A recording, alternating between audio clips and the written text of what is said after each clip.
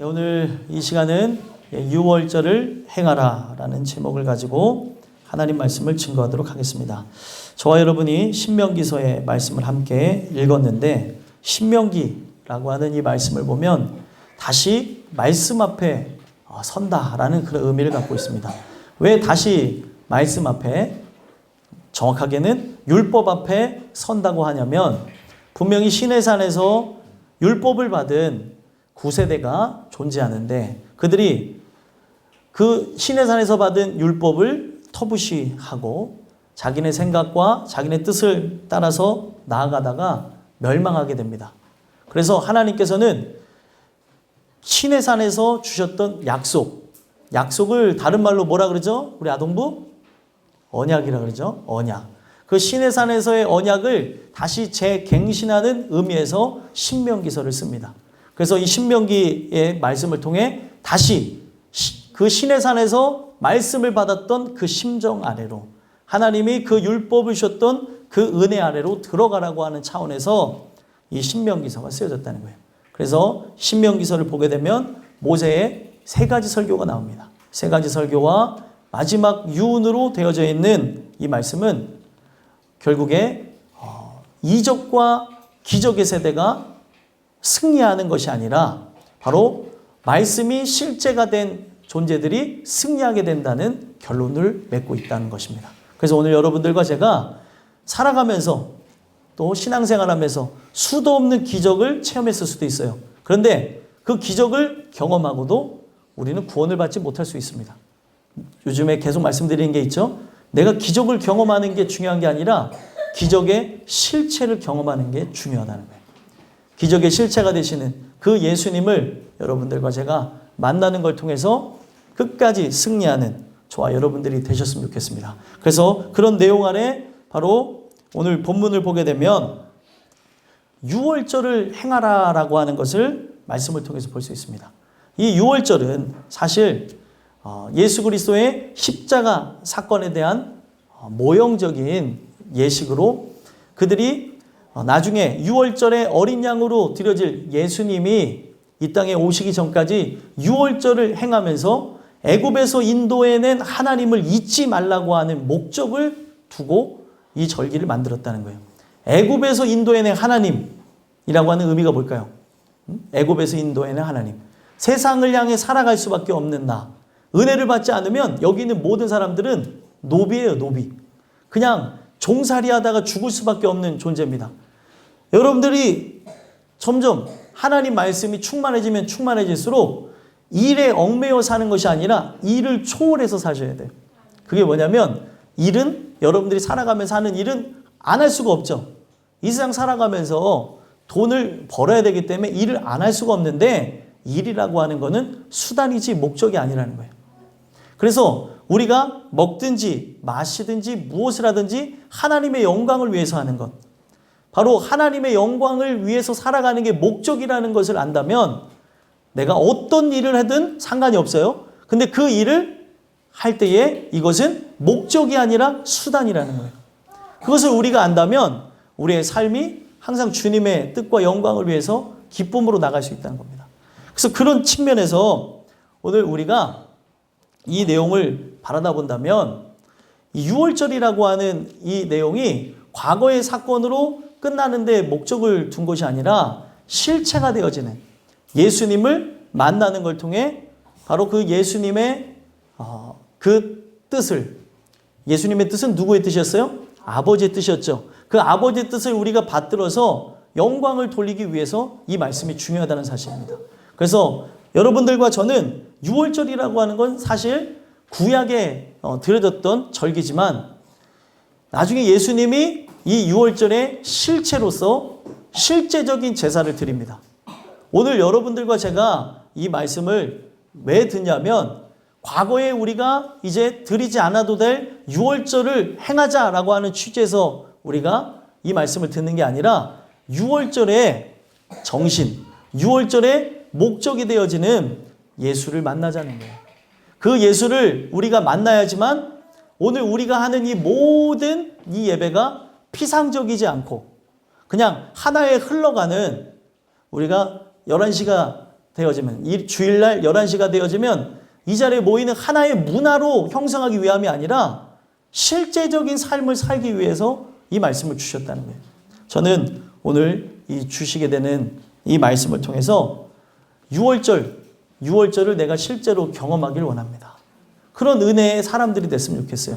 그래서 나중에 보시면 6월절이 분명히 사무엘 선지자가 살아있을 동안까지는 잘 지켜졌다고 합니다. 근데 성경을 보니까 사무엘이 죽고 난 이후부터는 6월절을 지키는 게 이들이 버거워지고 또 이것을 하나의 지나가는 일로 생각하면서 제대로 드리지 않았다는 거예요. 왜 하나님이 과거에 그 6월절 절기 나하고는 상관도 없는 것 같은데 졸려온 이야기를 왜 하는 건가? 여러분들이 바로 세상의 종로로 타는 사람들이잖아요. 제가 종로로 타는 사람들이잖아요. 바로 6월절이 실제로 여러분들에게 경험되어져야 이제는 세상의 종로로 타고 마귀의 종로로 타고 정말 썩어질 것을 위해 살아가는 존재가 아니라 바로 의의 종로로 타며 하나님의 영광을 위해 살아간다는 거예요. 이 땅에서는 하나님의 종으로 살고 나중에 저 천국에 가서는 하나님의 자녀로 왕노로 타며 살아간다는 겁니다. 그러기 위해서 이 6월절이 실제가 되지 않으면 십자가의 사건이 여러분들에게 마음에 실제적인 의미로 다가오지 않으면 아무짝에도 쓸모가 없다는 거예요. 소망하기는 이 내용을 통해서 6월절을 경험케 되는 십자가 사건을 경험케 되는 저와 여러분들이 됐으면 좋겠어요. 그래서 여러분들 보면 구약의 이야기를 보면은 사람들이 타락하면 뭐가 없어지는지 아십니까? 6월절이 없어져요. 사람들이 회복하면 뭐가 생겨나는지 아십니까? 6월절을 지켜드리기 시작한다는 거예요. 오늘날 여러분들이 교회를 수도 없이 다녔지만 6월절을 경험해 보지 못할 수가 있다는 거예요. 오늘 이 주신 말씀을 통해 6월절의 그 정신 또 6월절의 실체가 되어지는 예수를 만남으로 여러분들과 제가 구원받은 백성으로 저 천성을 향해 나가는 은혜가 있게 되길 간절히 소망합니다. 6월절을 행하라는 이 말씀을 통해 세 가지 말씀을 드리고자 하는데 첫 번째로 6월절을 행하를 통해서 어떤 말씀을 주시냐면 각 양으로 제사를 드리라라는 말씀을 주신다는 거예요. 뭐라고요? 각 양으로 제사를 드리라. 왜 각 양으로 제사를 드리라라는 말씀을 주시냐면 이 각 양의 그 의미가 있습니다. 왜 이 집집마다 각 양으로 6월절을 행하라고 했냐면 그 6월절 사건이 그냥 하나의 지나가는 일이 되면 안 된다는 거예요. 우리가 여기서 함께 예배를 드리고 있지만 이 예배가 그냥 지나가는 것이 되면 안 되기 때문에 각 사람이 그 어린 양, 바로 양을 잡아서 드리는 과거의 그 예식을 통해서 나중에 나를 위해 죽으신 예수를 실제적으로 만나라는 거예요. 우리가 여기서 아무리 앉아서 예배를 드리지만 나를 위해 죽으신 예수를 만나지 않으면 아무 의미가 없다는 거예요. 지금은 부모의 밑에서 예배 드리는 것 같고 지금은 아내를 따라서 남편을 따라서 나오는 것 같고 또 부모로서 또 자녀로서 또 지금은 예배하는 것 같지만 내가 지금 실제 믿음이 있어야지만 통과할 수 있는 시험이 온다면 다 떨어져 나가게 되어졌다는 거예요. 실제로 예수 그리스도의 죽으심을 경험하지 않으면 사람은 본능을 따라서 자기의 그 생명을 보호하고자 도망갈 수밖에 없다는 거예요. 여러분들과 저는 어떻습니까? 성경에 그런 이야기가 즐비하게 적혀져 있는 이유는 다들 교회 안에서 또 예전에 성전 안에서 제사 드리고 예배하다 보니까 내가 믿음이 좋은 줄 알았는데 사건과 사고와 문제가 터지니까 다 도망가더라는 거예요. 오늘 여러분들과 제가 이 6월절을 행하라는 말씀을 통해 이 십자가 사건이 나에게 실제가 되지 않으면 우리는 예수님과 함께 동고동락하며 3년 반을 따라다니다가 예수님을 팔아먹었던 가룟 유다밖에 되지 못한다는 거예요. 청함을 받은 거에 대한 가장 안 좋은 예가 누구냐면 가룟 유다입니다. 예수님 곁에서 계속 밥을 먹었고 예수님 곁에서 수도 없는 말씀을 들었지만 이 말씀이 나와 상관없다고 생각하니까 그리고 그의 목적은 영혼 구원을 위해서 자기 생명을 바치는 예수의 뜻과 함께하지 않다 보니까 그냥 피상적인 육신의 구원만을 외치다 보니까 아니 저 돈을 갖고 가난한 자를 구원해 주는 게 낫지 왜 저 돈을 허비하면서 예수님의 발 아래 붙는가? 실리적이고 합리적인 생각에 멸망으로 나가버렸다는 거예요. 여러분들, 우리가 신앙생활하는 거는 실리를 따지기 위해서 그런 게 아닙니다. 우리가 실계산을 통해서 돈을 계산할 때가 있는 것처럼 신앙생활은 돈을 불리기 위해서 하는 게 아니라는 거예요. 돈을 포기하면서까지 하는 게 신앙생활입니다. 근데 오늘 십자가 사건을 경험하지 않으니까 어떻게 되는 거예요? 돈 앞에 무릎 꿇고 명예와 권력과 권세 앞에 다 무릎 꿇고 도망가더라는 거예요. 제자들도 성령을 통하여서 십자가 사건, 그 유월절을 경험하지 못하니까 다 도망갔다는 거예요. 오늘 여러분들과 제가 이 유월절을 행하라는 말씀을 통해 각 양으로 제사를 드리는 은혜가 있었으면 좋겠습니다. 그래서 이 날이 언제냐면 아비벌이라고 얘기하고 있어요. 1절 한번 읽어볼까요? 읽어보겠습니다. 시작. 아비벌을 지켜 내 하나님 여호와께 유월절을 행하라. 이는 아비벌에 내 하나님 여호와께서 밤에 너를 애굽에서 인도하여 내셨음이라. 아멘. 제일 중요한 것은 밤에 너를 애굽에서 인도해냈다는 거예요. 이게 이스라엘의 시작입니다. 그들은 종살이하며 죽어야 되지만 하나님께서 빛이 없는 그 어두운 캄캄한 밤에 이스라엘 백성에게 약속을 실행하셔서 언약을 실행하시면서 그 대신 죽은 어린 양의 피로 그들을 구원해내셨다는 거예요. 그래서 이것을 기념해서 아비벌이라는 뜻이 뭐냐면 새해 첫날이에요. 새해 첫날을 삼으라는 거예요. 시작이 무엇이라는 거예요? 바로 아비벌. 새해 첫날이 바로 유월절과 함께 시작하라는 겁니다.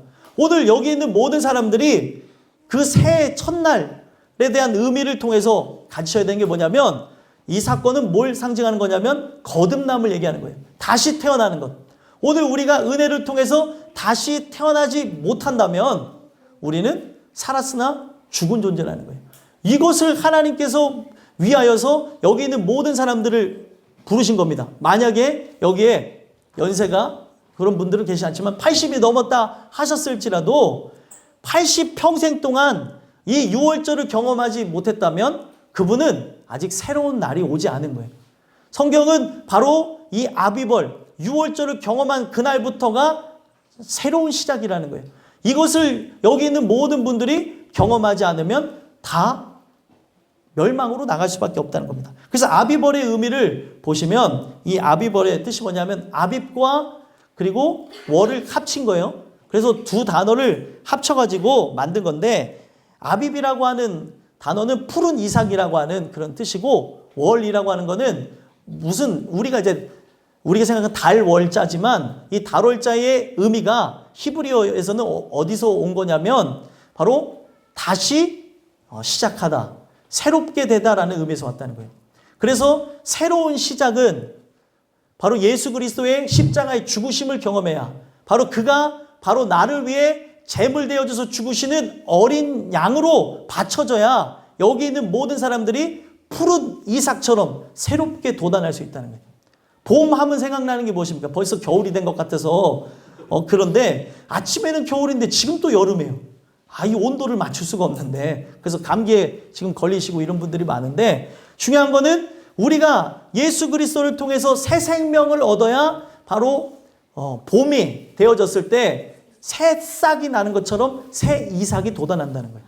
그래서 유월절을 경험해야 실제 싹이 나오는 거예요.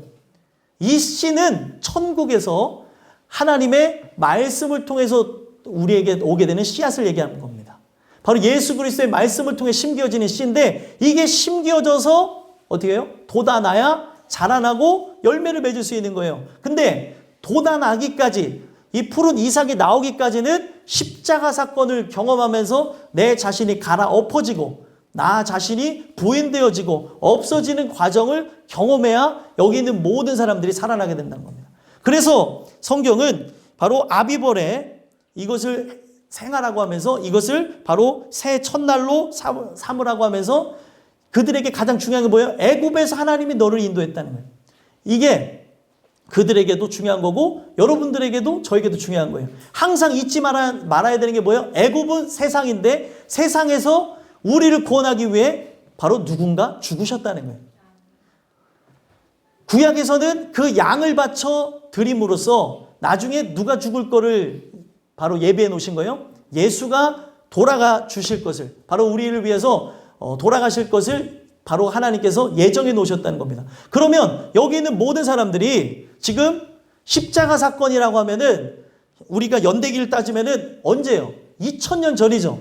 2000년 전의 이야기를 괜히 하는 이유가 아니라 이 사건이 실제로 돼야 되기 때문에 이 말씀을 나눈 겁니다. 신명기 시대, 구약 시대였지만 나중에 십자가가 세워질 것을 하나님께서는 시간을 초월해서 다 아시고 이루신 상태에서 이것을 그들에게 증거한 겁니다.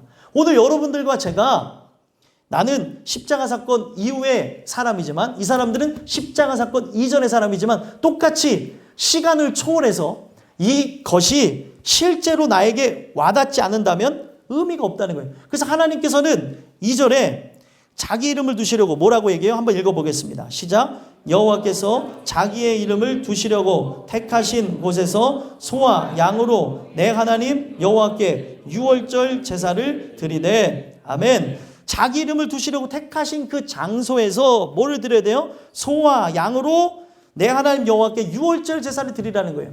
자, 처음에는 출애굽기 12장의 유월절에 대한 규례가 이제 나오기 시작하는데 거기에는 시작했던 게 뭐냐면 각 양을 바로 가족마다 바칠 것이니라 이렇게 얘기하고 있어요. 근데 집집마다 사정이 다르죠. 어떤 집은 이것을 한 사람씩 잡아서 드릴 수 있는 집이 있는가 하면 어떤 집은 가난해서 양 한 마리를 잡으면서 이것을 함께 나눠 먹어야 되는 집안도 있었던 거예요. 목적이 뭐냐면 각 양을 내가 잡는다는 심정을 갖고 1년 동안 집안에서 기른 양을 잡는 거예요. 그러니까 여기 아이들 보면 동물을 굉장히 사랑해요, 얘네들이. 근데 얘네들이 정말 사랑하는 동물을 옆에서 재우고 그리고 먹이고 그리고 함께 산책하고 했던 그 양을 나 때문에 죽이는 거예요. 그리고 그 울음소리를 아이들이 듣고 그 울음소리를 부모가 듣는 겁니다. 그러면서 죄에 대해서 우리가 관대하면 안 되겠구나, 죄를 범하면 안 되겠구나라는 생각을 어렸을 때부터 심어주면서 유월절 제사를 드리는 거예요. 양은 소리도 잘 지르지 않고 죽습니다. 제가 양을 잡는 장면을 봤는데 그래서 이 양을 통하여서 예수님의 모습을 이렇게 표현해내기도 한 것 같아요. 또 양의 모습이 또 누구의 모습이기도 하죠? 우리의 모습이기도 한데 그 죽임당하는 어린 양을 보니까 소리도 잘 지르지 않고 죽더라는 거예요. 물론 소리를 내는 양도 있습니다. 매 하고 그냥 죽어요. 그걸 보면서 저는 충격을 받았습니다. 야, 이 양의 이 모습을 그대로 예수님의 모습과 연결 지을 수 있도록 하나님 저렇게 창조했구나. 근데 죄를 끊어내려고 어떻게 했냐면 어린아이들과 부모가 함께 양을 기르는 거예요, 집안에서. 그리고 그 함께 기르면서 함께 잤던 그 양을 유월절날 잡는 거예요. 그러면 얘네들이 어떻게 될 것 같아요? 충격을 받지 않을까요? 저희 비슷한 걸 경험했습니다.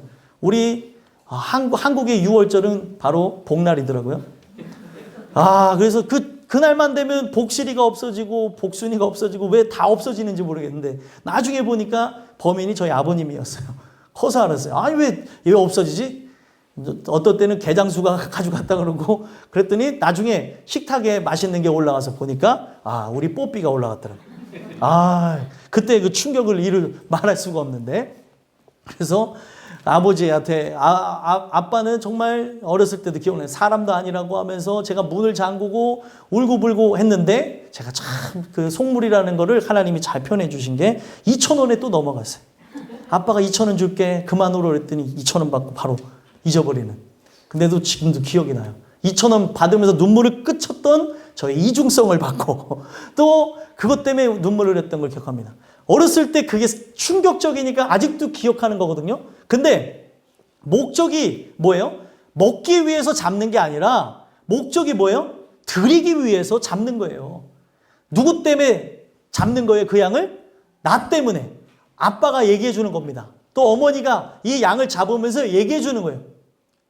이것을 나중에 집에서 하는 게 아니라 각 성회로 모여가지고 이들이 성막에서 성전에서 이걸 할 때에 바로 제사장 옆에서 부모와 함께 모든 죄를 이렇게 전가하면서 그거를 잡으면서 그들에게 얘기해 주는 거예요. 왜 이 양이 죽는 줄 아니? 바로 너의 죄 때문에 죽는단다. 나의 죄 때문에 죽는단다. 그러면서 그들이 죄에 대해서 환멸을 느끼고 죄를 미워하게 만드는 거예요. 그래서 이 어린 양을 잡으면서 이야기하는 게 뭐예요? 어린 양이 그 문설주에 피를 바르게 되어지는 것으로 애굽 사람은 사실 다 죽었지만 장자들이 또 그 짐승의 첫 새끼까지 죽었지만 이스라엘 사람은 죽었나요? 안 죽었나요? 아무도 안 죽었어요. 짐승 어떤 한 마리도 죽지 않았다고 성경에 기록되어 있습니다.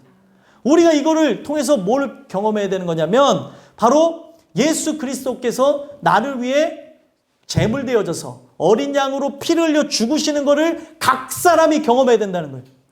부모가 경험했으나 자녀가 경험 못할 수도 있고 자녀가 경험했으나 부모가 경험할 수 있다는 거예요. 이걸 위해서 오늘 말씀을 듣는 거예요. 이것이 실제가 되기 위해서 이 유월절을 경험하기 위해서 오늘 말씀을 듣는 겁니다. 하나님, 내 죄 때문에 당신의 아들이 죽었습니다. 주님, 이 죄를 어떻게 용서하겠습니까? 이 죄를 어떻게 용서받을 수 있겠습니까? 주님 도와주세요, 도와주세요. 그렇게 기도하면서 이 예배 가운데에 나를 위해 죽으신 그 예수를 만나는 게 목적이라는 거예요. 이거를 만나지 않으면 기회만 되면은 다 나가서 하나님의 뜻을 거역하고 하나님의 마음을 아프게 하고 내 마음대로 내 뜻대로 한다는 거예요. 아무리 가서 엄마랑 싸우지 말아라, 이렇게 하면 안 된다, 저렇게 얘기하 청년들한테 제가 이런 저런 얘기도 할 때가 있거든요. 근데 아무리 그 얘기를 들어도 알았어요, 절대 안 그래요. 집에 가서 대판 싸우는 거예요. 엄마랑 막 머리까지 잡아가면서 막 싸우고. 아무리 얘기해도 안 들려요. 왜 그러냐면 이게 내 마음에 와닿지가 않아서 그런 겁니다. 내가 이렇게 하는 게 정말 잘못된 거구나, 이렇게 하면 안 되는 거구나 라는 거를 진짜 깨달아야 안 그러는데, 그러니까 내가 부모를 진짜 마음을 아프게 하고 내 말로써 진짜 내가 칼로 부모를 죽이지 않았을 뿐이지 말로 내 사랑하는 부모를 수도 없이 죽였다는 걸 모르니까 그냥 너 한번 당해봐라라는 식으로 그런다는 거예요. 왜 이런 일들이 일어나냐면 하나님 말씀이 내 안에 들어와 있지 않으니까 오늘날 그런 모습들이 나타난다는 거예요. 아무리 이 말씀을 듣고 난 그렇게 살아야지 했지만 환경이 딱 그렇게 맞춰지게 되면 하나님의 뜻을 거역하며 나간다는 거예요. 그래서 성경은 뭐라냐면 각 양을 잡으면서 바로 하나님께 제사를 드리라는 거예요.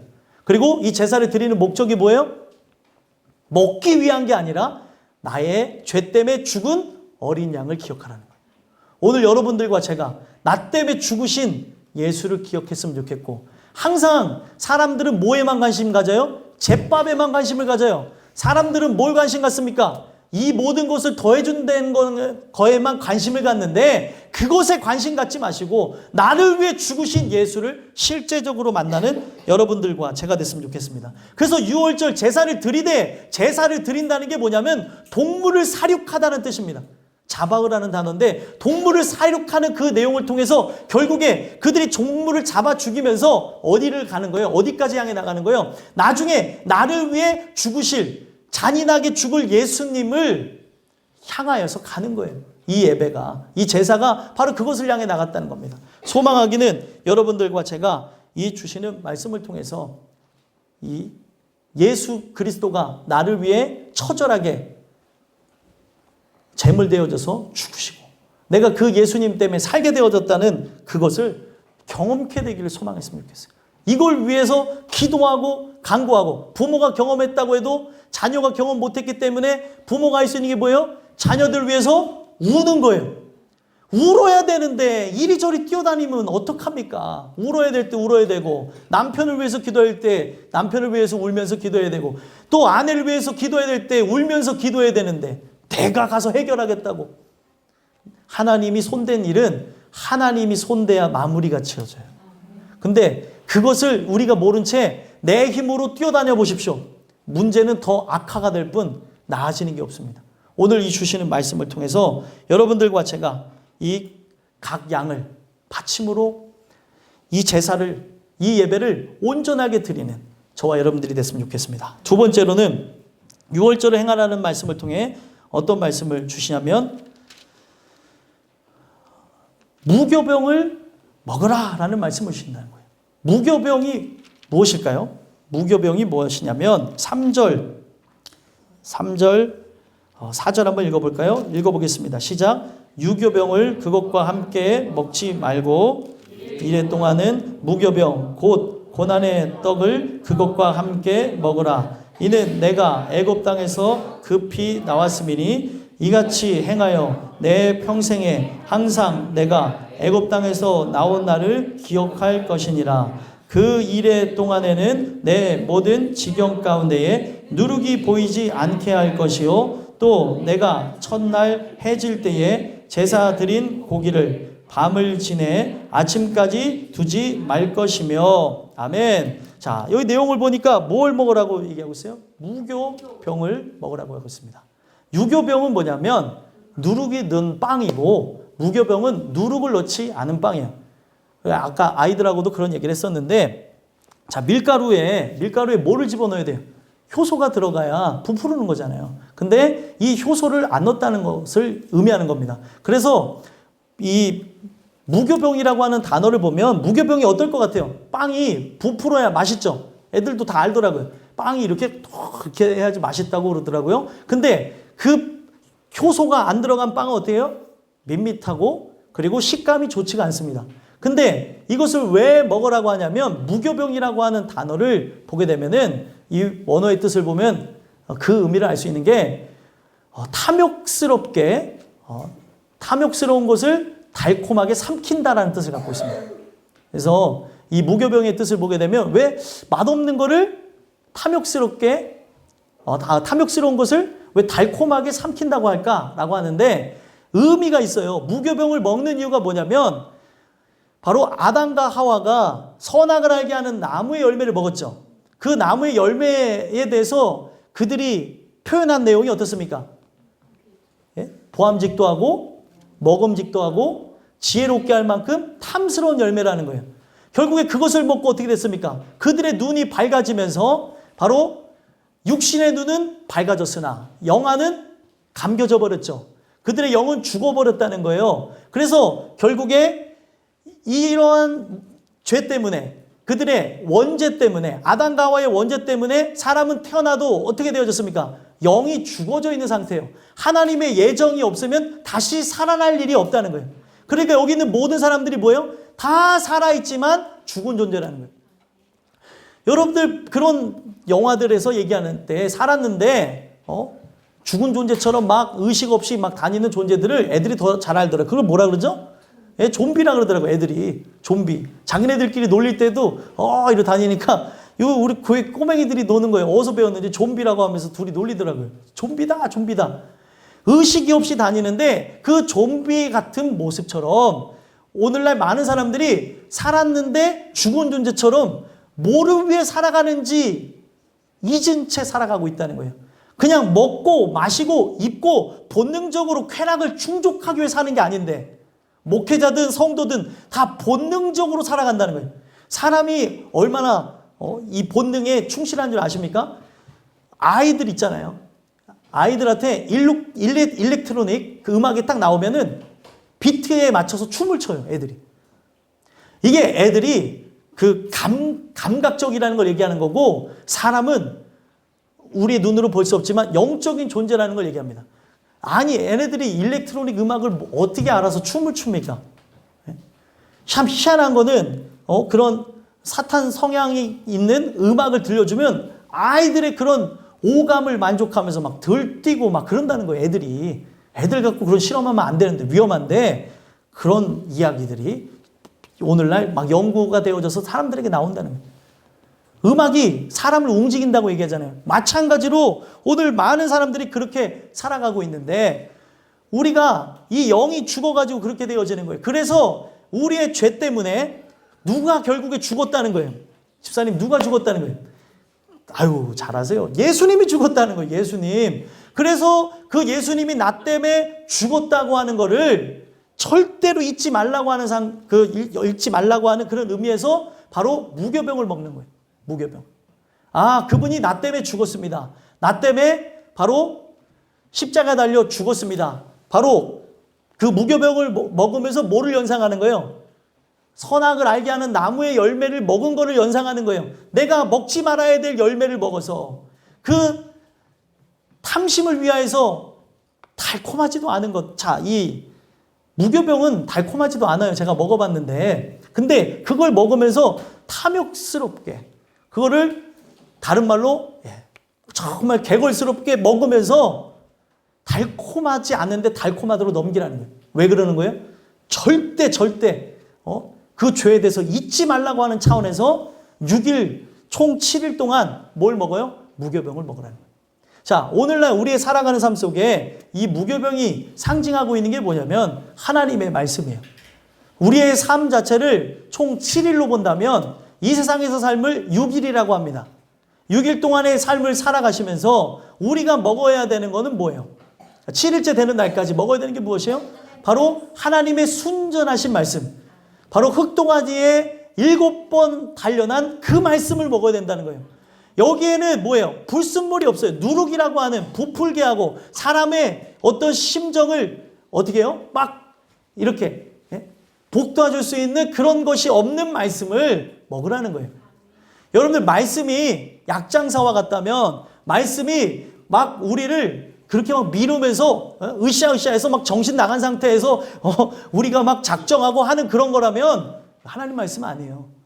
온전하게 냉철하고 바로 이 가슴은 뜨겁고 머리는 차가운 상태에서 하나님이 주신 말씀 앞에 순종하는 게 말씀입니다. 근데 오늘날 그런 많은 형태의 모습들을 보게 되면 막 으쌰으쌰해서 막 그 뜨거운 마음이 뜨거운 건 참 좋은데 금방 식으니까 문제죠. 하나님의 말씀과 함께 나가야 되는데 사람이 그걸 막 복도와줘서 막 수많은 막 청년들이 와서 내가 주를 위해 죽겠습니다. 선교사가 되겠습니다. 목회자가 되겠습니다. 되는 사람 한 명도 없어요. 왜 제가 이런 말씀을 드리냐면 오늘 이 말씀을 통해서 살펴봐야 되는 게 실제로 이 하나님의 말씀을 내가 먹으면서 은혜로 살아가지 않는다면 저 영원한 천국에 못 들어간다는 거예요. 사람의 생각이 투영된 것은 나에게 기쁨을 주고 만족을 줄 수도 있습니다. 육신에 어떻게 보면은 힘을 얻을 수도 있어요. 하나님의 말씀은 육신의 힘을 자극하는 게 아니라 영적으로 살아갈 힘과 능력을 공급받는 겁니다. 여러분들의 목적이 세상에 있다면 오늘도 이 말씀은 바로 여러분들의 힘을 빠지게 할 것이고 내 목적이 영원한 천국을 향해 있다면 이 말씀이 이 세상이 줄 수 없는 평안과 위로와 안식을 얻을 거라는 거예요. 내가 바라보고 있는 게 세상에 있는 그런 사람들과 똑같은 시각을 갖고 있으니까 돈을 바라보고 있으니까 명예를 바라보고 있으니까 권력을 바라보고 있으니까 좋은 집과 좋은 차와 좋은 환경을 바라보고 있으니까 이 마음에 좌절이 들어오는 거예요. 내가 뭘 바라보냐는 거죠. 영원한 천국을 바라본다면 이것이 나를 쓰러뜨릴 수 없다는 걸 알 수 있다는 거예요. 그래서 이 말씀을 오늘 우리가 먹고 나가야 되는데 오늘 우리가 나의 죄 때문에 죽으신 예수를 기억하면서 오늘 이 말씀을 감사함으로 눈물로 먹고 나가야 되는데 사람들이 이 말씀을 먹을 때 뭐라고 하는 거예요? 왜 맨날 만나만 주냐는 거예요. 성경에도 분명히 나옵니다. 왜 맨날 만나만 먹냐는 거예요. 예전에 부추도 그 애굽 땅에서 씹었는데 먹었는데 도대체 하나님 은혜 안에 사는 게 무엇입니까? 불평, 불만, 원망하는 사람들이 있다는 거예요.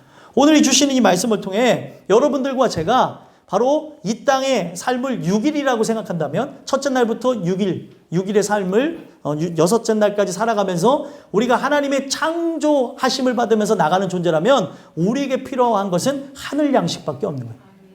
그래서 우리가 잘 아는 주기도문에 오늘날 우리에게 일용할 양식을 주옵시고 그 일용할 양식이 여러분들 우리가 먹는 음식이 아니라 일용할 양식은 하나님의 은혜를 얘기하는 겁니다. 하나님의 말씀을 통해서 주시는 은혜를 먹어야 산다는 거예요.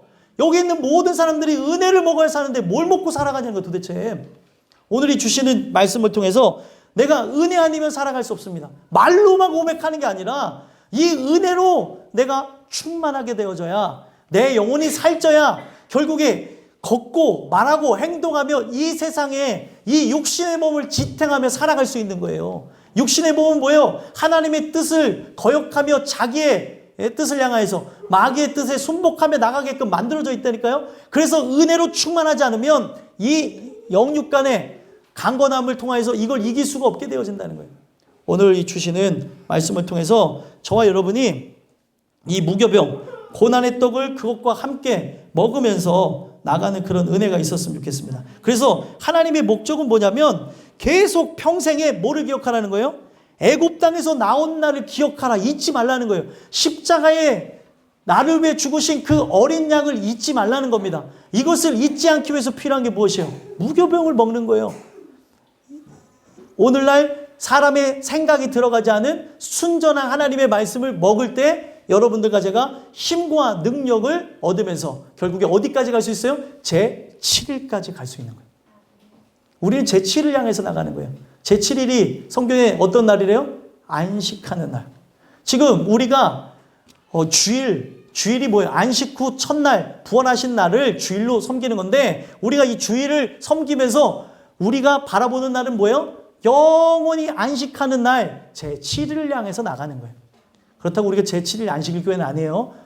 그 의미를 기억하자는 거예요. 제7일을 향하여서 영원히 이제는 일하지 않아도 하나님께서 준비하신 걸 먹고 나아가는 그날을 위해서 하나님이 부르셨다는 겁니다. 여러분들과 제가 이것을 경험하게 되어지는 것으로 그냥 청함을 받은 자에서 그치는 존재가 아니라 택함을 받은 자로 열매 맺는 아름답고 복된 신앙인들이 되시기를 간절히 소망합니다. 마지막 세 번째로 유월절을 행하라는 말씀을 통해 우리에게 어떤 말씀을 주시냐면 택하신 곳에서 드리라라는 말씀을 주신다는 거예요. 자, 5절 한번 읽어보겠습니다. 5절, 6절, 7절까지 읽어보겠습니다. 시작. 유월절 제사를 내 하나님 여호와께서 내게 주신 각성에서 드리지 말고 오직 내 하나님 여호와께서 자기의 이름을 두시려고 택하신 곳에서 내가 애굽에서 나오던 시각 곧 초저녁 해 질 때에 유월절 제물을 드리고 내 하나님 여호와께서 택하신 곳에서 그 고기를 구워 먹고 아침에 내 장막으로 돌아갈 것이니라. 아멘. 자, 정확하게는 오늘날 이 유월절 사건은 우리 인생의 밤을 통과하는 데 꼭 필요한 사건이에요. 그래서 여기 보게 되면은 택하신 곳에서 뭐를 먹어요? 택하신 곳에서 하나님의 그 어린 양 대신 그리스도의 몸을 먹는 것이고, 여기서 잘못 들으면 어머 우리가 식인종인가? 실제로 이 말씀을 예전에 사람들이 잘못 들어서 저기 기독교인들이 식인종이라는 그런 내용을 갖고 에피소드가 벌어졌던 적이 있었대요. 우리가 예수의 몸을 먹어야 된다고 했더니 야 저기는 사람을 먹는다더라. 그런데 그 얘기가 아니죠.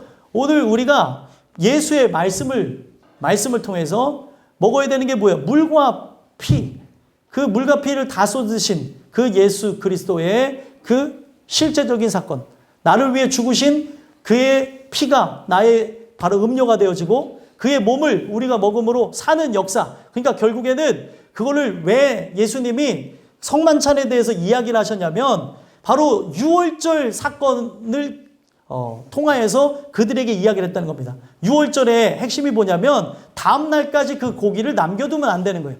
밤새도록 다 먹어야 되는 겁니다.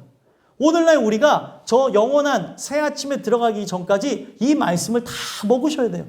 하나님 말씀을 먹고 이 말씀을 통해서 주시는 그 시원함을 여러분들이 그 가람을 또 배고픔을 해결받으셔야 우리가 살 수 있다는 겁니다. 그런데 하나님께서 이것을 행할 수 있는 장소를 어디로 정하셨냐면 택하신 장소가 어디요? 그때 당시에 바로 성막과 성전, 오늘날로 얘기하면 교회에서 이 유월절을 행하라고 얘기했다는 거예요. 자, 여러분들 그 사람들이 짐승을 잡아서 먹었나요? 짐승을 잡아서 먹기도 했고 짐승을 잡아서 바치기도 했습니다. 집에서. 그런데 그 짐승을 잡아서 그들이 먹고 할 때에 목적이 먹는 데에 있는 게 아니고 드리는 데 있으니까 택하신 장소로 나와서 드리라는 거예요. 택하신 장소로 나와서. 그래서 여기에서부터 뭐가 나오냐? 교회론이 나오는 거예요. 하나님이 택하신 교회에서 예배가 드려져야 된다는 거죠. 여러분들이 진짜 이 장소에 나와야 될 이유가 오늘날 21세기 들어가면서 많은 사람들이 무교회주의자들이 많이 나타납니다. 교회가 필요 없다는 사람들이 있는데 성경을 몰라서 그런 거예요. 교회는 하나님 말씀을 통하여서 새로워지는 장소, 죄인들이 모여지는 장소, 하나님 주시는 은혜를 통해 서로 공동체를 누리면서 이 마지막 시대에 서로 밀어주고 당겨주고 함께 기도하며 이 고난을 통과하는 단체로 만들어 놓으셨다는 거예요. 그런데 오늘날 많은 사람들이 이거를 없애버린다는 거예요. 선진국일수록 교회가 더 어떻게 해요? 없어져 가고 있어요. 오늘 여러분들과 제가 이 주시는 말씀을 통해서 기억해야 되는 게 우리가 이 오늘 설교하는 이 내용들을 영상으로 녹화합니다. 그렇죠? 영상을 녹화하는 거 집에서 봐요. 은혜는 됩니다. 하지만 그게 예배요, 예배가 아니에요. 예배는 아니에요, 여러분들. 하나님께서 정하신 장소에 드리라는 거예요. 정하신 장소에서 우리가 뭐 격식을 갖추고 안 갖추고 그런 의미를 가진 게 아니라 하나님이 지정한 장소에서 바로 함께 서로가 회중으로 모여서 예배를 드리라는 겁니다. 바로 어떤 분들은 유튜브에서 영상을 보는 것 자체로 예배라고 하시는 분들이 있는데 예배가 아니고 은혜 받은 거를 상고하고 또 그 말씀에 대해서 깊이 알기 위함이지 그걸 예배라고 하면 안 된다는 거예요.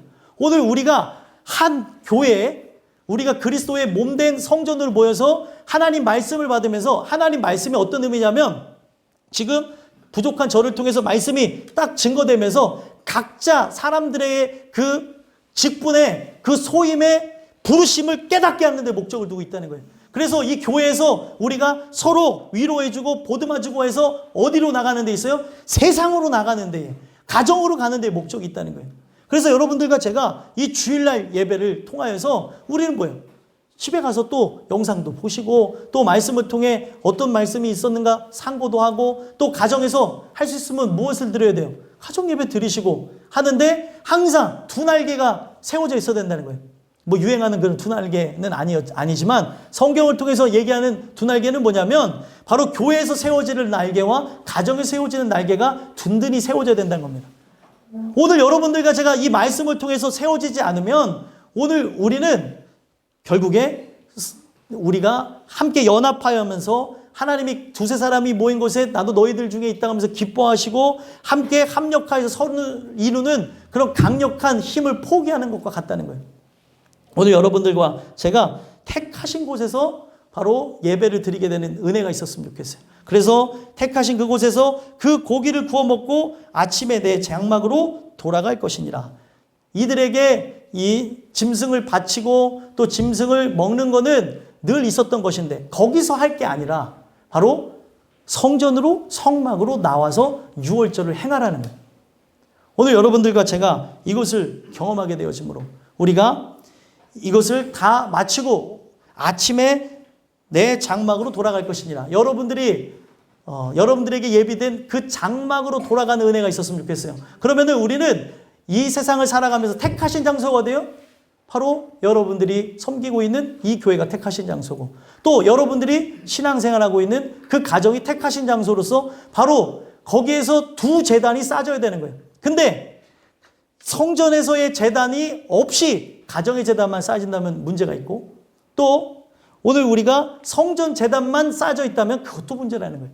오늘 이 성전의 제단을 통해서 여러분들의 가정의 제단이 쌓여졌으면 좋겠고 또 가정의 제단이 쌓여져서 그렇게 은혜로 나가고 있다면 이 성전에서의 하나님의 말씀, 하나님께서 계속 원루트로 주시는 이 말씀이 여러분들 안에 새겨져가지고 저 영원한 천국에 들어가게 되는 그런 은혜가 있었으면 좋겠습니다. 그래서 결국에 마지막 8절 한번 읽어볼까요? 읽어보겠습니다. 시작. 너는 엿새 동안은 무교병을 먹고 일곱째 날에 내 하나님 여호와 앞에 성회로 모이고 일하지 말지니라. 아멘. 엿새 동안은 뭐를 하래요? 무교병을 먹고 일곱째 날에 내 하나님 여호와의 앞에 성회로 모이고 일하지 말지니라. 우리가 이 유월절을 경험해야 될 이유가 뭐예요? 유월절을 경험하며 이 세상에서의 6일의 삶을 무교병을 먹으며 하나님의 말씀을 먹으며 이 말씀이 선포되어지는 택하신 장소에서 중심으로 신앙생활을 해나가는 거예요. 만약에 이 내용을 여러분들이 놓치셨다면 여러분들 오늘 제발 이 말씀은 집에 가서 한 번씩 꼭 들어보시고 아 이게 어렵다라고 하면은 여러분들 어려워지는 게 쉬워지는 비결이 뭔 줄 아세요? 어려워지는 게 쉬워지는 비결 계속 듣는 거예요. 계속 들어보세요. 만약 여러분들이 100번을 들은다면 요 6월절에 대해서 달인이 되실 것입니다. 말씀은 그렇게 알아가는 거예요. 근데 아우 이거 어렵네. 아 나는 이거는 잘 모르겠네. 아우 졸려.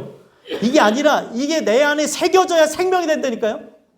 오늘 여러분들과 제가 이 역사가 나에게 일어나기를 소망하고 하나님 정말 내가 진정한 이 예배자로 하나님께 온전히 드릴 수 있게 되길 소망합니다. 나를 붙잡아 주시옵소서. 그리고 기도하며 나가셨으면 좋겠고요. 우리가 그 일곱째 날 성회로 모일 때까지 유월절을 경험해야 되는 거예요.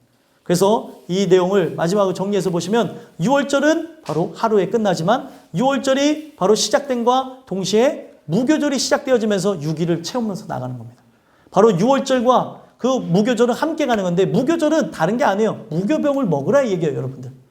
하나님 말씀과 함께 가지 않는다면 우리에게 어떤 날은 오지 않아요? 제7일은 오지 않는다는 겁니다. 우리가 그러기 위해서 택하신 장소, 이 교회를 주신 거예요.